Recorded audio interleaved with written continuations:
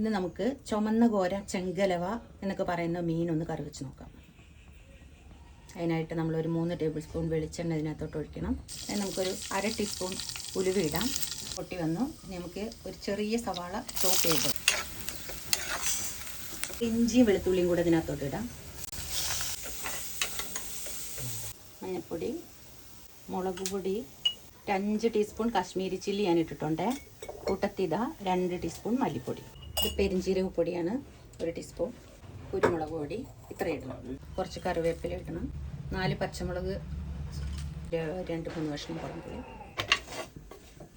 ഇട്ട് ആവശ്യത്തിന് വെള്ളം ഒഴിച്ചു കൊടുക്കണം. കറി നന്നായി തിളച്ചിട്ടുണ്ട്. അപ്പോൾ നമുക്കിനി മീൻ ഇട്ട് കൊടുക്കാം.